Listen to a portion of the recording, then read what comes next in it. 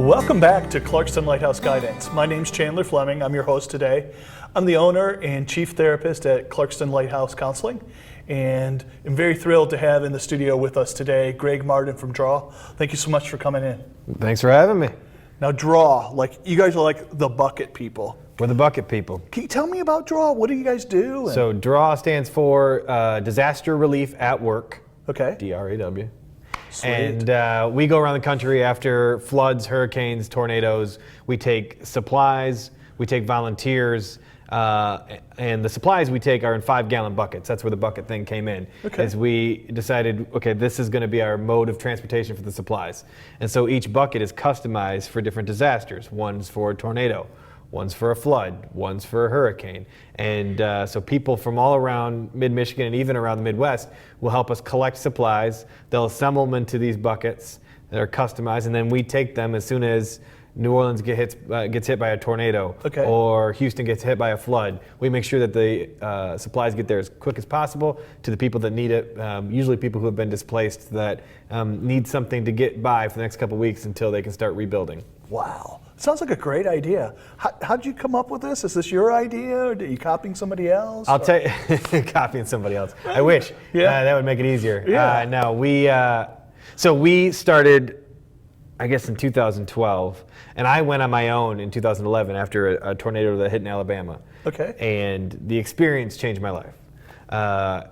We worked hand in hand with people who had just lost everything 4 days after there was a tornado that killed 236 people in Alabama. Wow. So we went down and helped move trees and clear debris and help people find things that were valuable to them. Yeah. And I came back and my life had been changed. You know, it was one of those moments, and you only get a few of those in life, and I was like, I'm hooked. And so shortly after, I moved on from the career I had and said, I'm going to work in the relief field. Sure. As that happened, I had some people around me say, it sounds like this niche that you're talking about, we could create something that would fill it, as opposed to you applying for a job at this organization, Samaritan's Purse, Convoy Sure. of Hope, et cetera. And so within short order, we had come up with kind of a system and a board, and people had donated space, and there were volunteers ready to help. And we hit the ground running in 2012, about 5 years ago. Oh, great. And started responding to things. That first year was Superstorm Sandy. There was a huge Hurricane Isaac that hit New Orleans. There was flooding in Minnesota, Yeah. in Duluth, the Duluth area. And so we just started going and taking buckets of supplies. And the first time we ever went, we took like 30, Okay. I mean, so like we helped 30 people, and we actually helped, we had more, we volunteered in more homes than we had supplies for. Okay. And then the next time we went down to New Orleans, and we had a couple hundred. Okay. And then Superstorm Sandy hit, and the outpouring of support from the local area was so strong that we sent, nearly a couple thousand Wow. buckets of supplies to New Jersey, New York, the places that were hit. Yeah. And at that point, all of a sudden we had a network almost accidentally, and we've been doing it ever since. So, like, if you had a flood bucket, what would be in a flood bucket? Something like that. So the flood bucket's meant to be someone, a homeowner loses everything, their house is got a lot of damage. So it's got every cleaning supply that you could think of. You got laundry soap to clean your clothes, you got dish soap to clean your dishes, you got regular Pine Sol, you have bleach. You essentially need to disinfect your entire home so that way mold doesn't form and it becomes livable again. And so there's work that has to be done, but we try to be thoughtful, not just sponges and soaps, but even things like clotheslines and clothespins. Hey, Yeah. we still don't have power, but I can hang stuff up and dry it. Oh, cool. Clean towels. Everything Yeah. else is wet, but now I've got some clean towels that can at least sop up something. Yeah. And so that's the stuff that goes into the cleaning bucket. Oh, cool. So, where do you get your supplies from? Anybody who will give us supplies. Okay. We essentially try to form partnerships with schools, businesses, churches, synagogues, you name it, and people will collect supplies and then we stock them in the warehouse. Some businesses have been great. I can think of Cutter, one is an example, who sent us multiple pallets of bug spray. Like, wow. We may never run out of bug spray again. Awesome. And we have bug spray in our one team bucket, so Okay. that one's good to go. Same with like toothpaste. Toothpaste, we had Colgate gave us a ton, and people constantly collect that. There's things that we have a lot of because businesses will send us pallets of them. There's other stuff that people, schools, elementary schools, high schools, colleges, will do a drive, and we end up with more gloves because we needed gloves, et cetera. Okay. That's where it all comes from. So part of my job is when there's not a disaster happening, I got to go to people that are involved in groups like Optimist Clubs or student leadership groups and say, hey, would you want to partner with D.R.A.W? We'd love to create a service project for you if you'd be willing to collect some supplies to help some people immediately in the aftermath of some disaster where they've hit rock bottom. Okay. So you say do you have a big staff? Like how many people are paid and that sort of stuff? No, I'm the executive director. I have Okay. a couple interns throughout the year that help us out. A lot of those interns come from local colleges, OU, Rochester College, Michigan State, et cetera.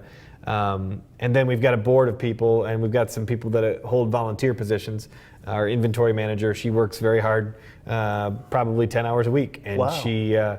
but she's not paid. Okay. And so then throughout the year, we probably have, I think last year we had close to 12,000 volunteers over the course of 12 months. So that's how we make everything work, is by the generosity of people's time and energy over the course of the year. So I understand you guys worked a little bit with the Flint water crisis, and how did that work out? How did you get involved in that? That was a funny one. So we had a board meeting, I believe it was the middle of January last year, 2016. Okay. And we sat around the meeting, and somebody brought up, are we going to do something about the Flint water crisis? And for me, I felt conflicted because we do natural disasters, and this wasn't a natural disaster, but it's close by, and you want to help, but you want to overextend an organization that this isn't their thing. Yeah. And I remember specifically, there was one of our board members, his name was Mike, and we had a whole discussion about it, and we kind of finished, and I thought we had settled on, let's stay in our lane, let's do tornadoes, hurricanes, floods, et cetera, and somebody else can handle the Flint thing. And we're almost done, and he was a man of few words, and he said, I think we should have a presence in Flint. And that's all he said, and it sat quietly for like 10 seconds. It just laid out there. All right, the next day, I get a call from someone who knew one of our former interns and said, hey, our company wants to donate 3 semi-trucks full of bottled water. Oh my goodness. Would you be willing to give it away? Well, okay, we'll see. So we get that information and we take it in, and then we partner with strategic partnerships in Flint with churches and organizations that are handing stuff out. Over the course of 3-ish months, we had 18 and a half semi-trucks of bottled water that were donated. Wow. That we were daily sending 25, 30, 40, 55 volunteers just in SUVs, loading up the vehicles, going, and we had a big map, and we're marking, okay, you guys are taking this neighborhood, and you guys are taking this neighborhood, and they'd call back, okay, we got to come back and fill up, and we're giving away water like crazy at the Flint water crisis, and I'm from the Flint area, so that whole experience really kind of hit me hard, because this was, like I spent my childhood in these areas, and for a city that was already not doing very well, that was kind of a death sentence. Yeah. And the fact that the infrastructure still has not been replaced it tears me apart. And we could help, but that was one of those where it's going to take an even bigger thing. And it was great to be able to serve the people. But did you find the people being thankful? Was there anybody that really? Of course. Stands out to you? A lot of the neighborhoods where we would send our teams would be neighborhoods where you would have a burnt out house, another house that had been abandoned, and on the block there would be 20 homes and maybe 5 people, 5 that are inhabited, and they were super thankful because people had given up on that street. Nobody's down here, it's burnt out. And we'd go through and we'd do the work of knocking. Nope, nobody's here. Knocking, nobody's here. And you'd find someone, they're like, no one's been by here Thank you so much. And it's a shut-in. It's someone who doesn't have a vehicle or access to a vehicle. So the only way they could go is if they were to go to a distribution center, blocks away and have to carry and they're 60, 70, poor health. So they were super thankful, and it was a way for us to be able to take our network and use it locally to help people out that had a huge need. It sounds like what you do is just makes a huge difference in people's lives, and catch people at really, really low spots. And you must have some interesting stories, maybe where you went in someplace and made a difference in somebody's lives. Can you think of any time that maybe it affected you? Can I think of too many? I mean, how much time do we have? Yeah. I can think of Karen, who lived in Columbia, South Carolina, after we went a week after the floods there, and we helped pull everything out of her house. Yeah. Her house has kind of been stripped down because of the floods. If this was October 2015, yes, October 2015, the floods were 8 feet, 9 feet high in most people's homes. Okay. Some people had to go on the roofs to be saved. We go into Karen's place and we're taking everything out, and she has to sit at the door as there's a U-Haul and a dumpster, and she has to go, that we can save, that has to be thrown out. Wow. That could, and it's old relics of her family that she has to go, we can't save that. That needs to be thrown out. So it's just emotionally draining. And she had a daughter who was 24, but there was one box that had her old stuffed animal. Sat on top, and she had to go, that's got to be thrown out. And she's, emotional. And after we take everything out, and we want to give you this bucket. And for some reason, someone had written in Sharpie on the side, just said sponges. And she's like, did you just give me a box of sponges? What, And no, we opened it up, and she pulled out the laundry detergent. Oh, this is great.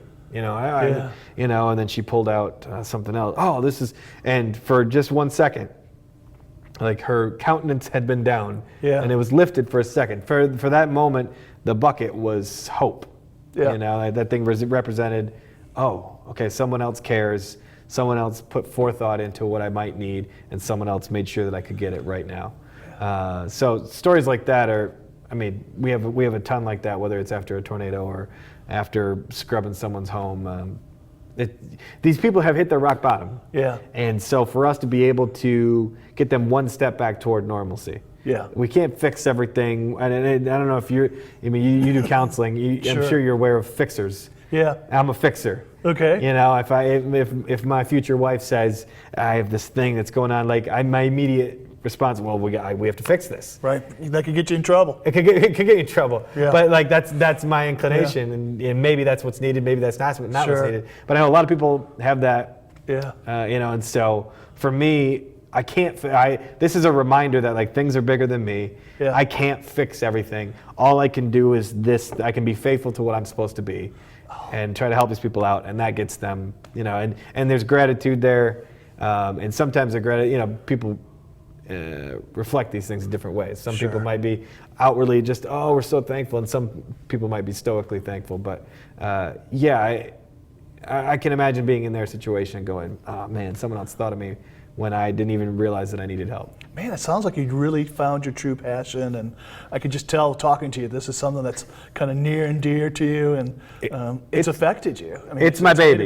It's my baby. Starting an organization from scratch, if any entrepreneurs watch, that when you start anything from scratch, it becomes a thing, and once it becomes a thing, you're like, wow, I didn't even imagine this being a thing, and now it's a thing. And it's not just something I do; it's a master that I serve. Sure. And so you care about that side of it, but then also the fact that this thing that's been created is a mechanism so that not just me, but anybody who wants to volunteer or collect or donate or whatever. At a moment, we've all been there where we see something on television and we're like, oh, I'd love to help, but you don't know what to do. This has created a way for people near and far to be able to say, I can put a bucket together, I can serve, I can help out in some way. Can you, and I don't know if you have any stories or any ideas of this, I didn't want to throw you off guard, but can you think about how it's affected your volunteers, that it's obviously affected you. You can just tell you have this passion.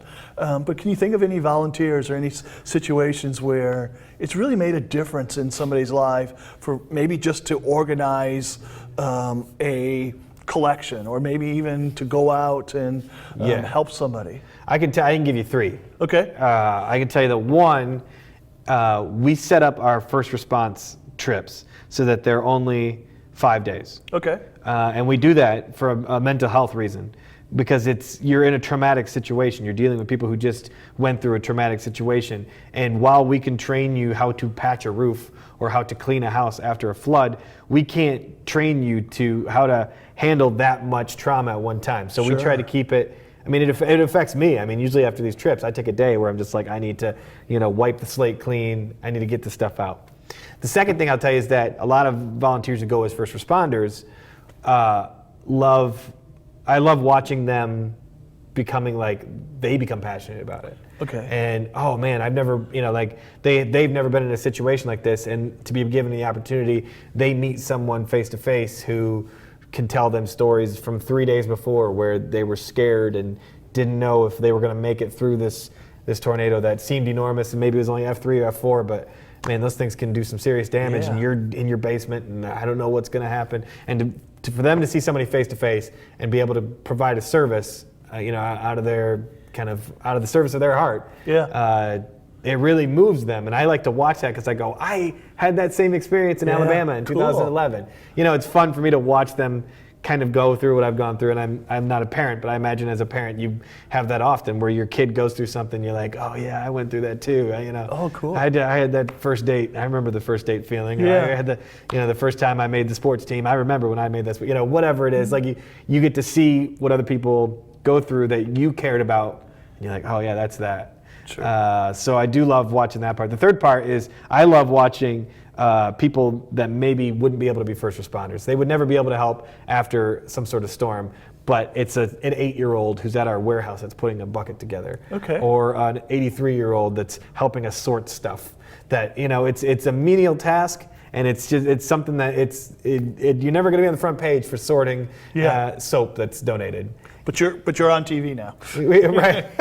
But I'm saying like that person, like they are helping someone after a tornado where like they would never go down and get in there, but just this little piece is like they're part of a bigger mechanism that helps make a difference in these people's lives. Oh, cool. Yeah. So, tough question, but I think you've seen people at their lowest, and maybe one of our viewers out there is having a tough time.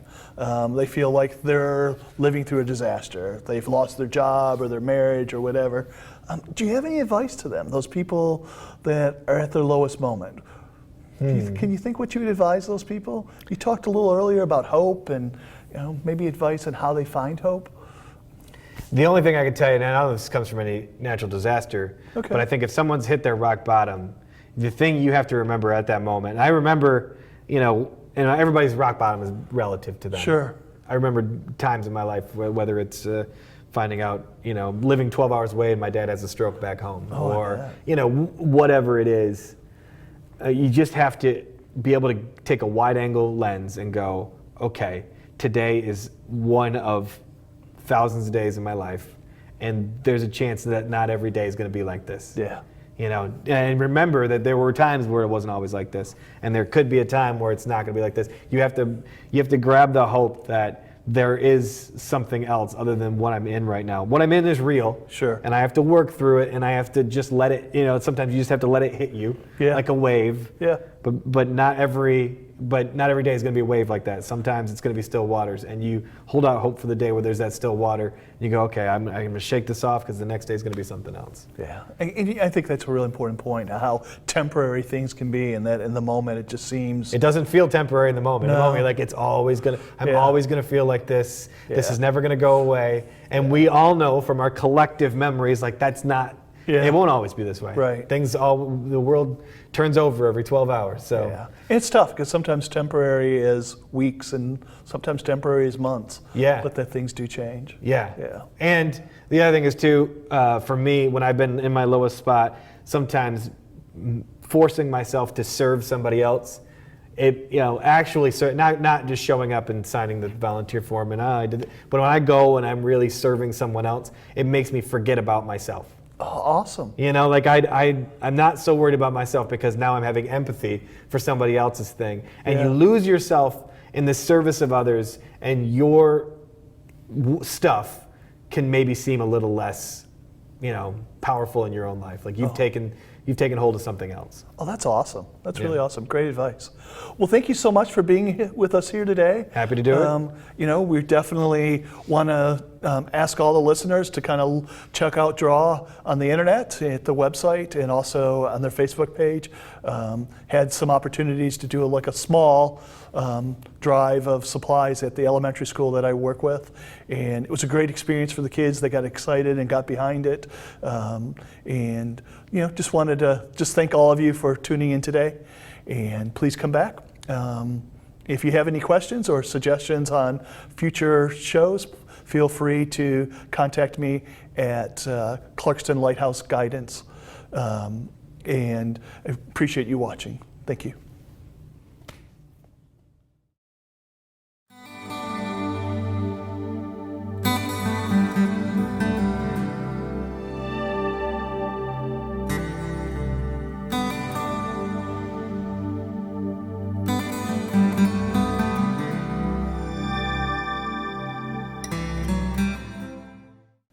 The views expressed in this show are for general educational purposes only and do not constitute professional advice on any subject matter, nor do they necessarily reflect the views or opinions of its guests or of Independence Television. If mental health assistance is needed, please seek professional licensed treatment.